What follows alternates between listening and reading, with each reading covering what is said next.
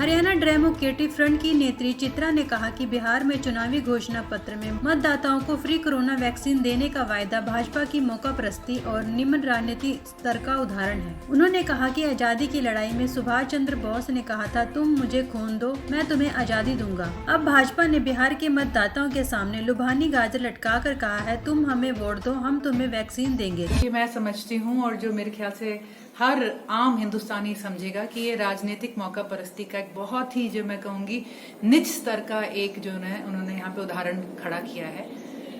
जैसे कभी किसी समय पे नेताजी सुभाष चंद्र बोस ने नारा दिया था कि तुम मुझे खून दो, मैं तुम्हें आजादी दूंगा, और भाजपा ने आज एक लोगों के आगे गाजर लटकाई है कि तुम हमें वोट दो तो हम तुम्हें ये वैक्सीन देंगे। आज इस वादे से हमें ये कुछ सवाल दिमाग में खड़े होते हैं, क्या जिस सरकार ने मुफ्त के टेस्ट करने बंद कर दिए हैं, अब वो मुफ्त की वैक्सीन को चुनावी घोषणा पत्र में कैसे डाल सकती है?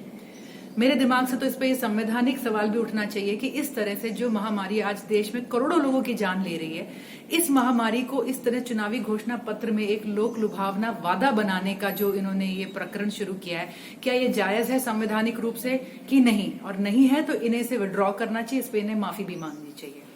तीसरा, मैं सरकार से पूछना चाहूंगी, क्या ये सिर्फ बिहार में ही कोरोना की महामारी है कि कोरोना महामारी में दबे हुए लोगों को जो है एक तरह का सॉफ्ट ब्लैकमेल है? उन प्रदेशों का क्या? देश में हाईएस्ट जो कोरोना के केसेस चल रहे हैं वो दूसरे स्टेट्स हैं, उनमें महाराष्ट्र भी आता है और भी बाकी स्टेट्स आते हैं, तो उनका क्या? तो मैं समझती हूँ कि राजनीतिक मौका परस्ती और इस तरह से मैं कहूंगी अमानवीयता और राजधर्म का हर तरह से इन्होंने त्याग कर दिया है। ये घोर जो है ये निंदनीय काम है और इसके ऊपर मैं समझूंगी इलेक्शन कमीशन को भी रिवर्ट करना चाहिए और इस पे संवैधानिक कार्रवाई and they should be brought to answer on this. Bureau report yes TV. इसी प्रकार की अन्य खबरों को जानने के लिए देखते रहिए यस टीवी।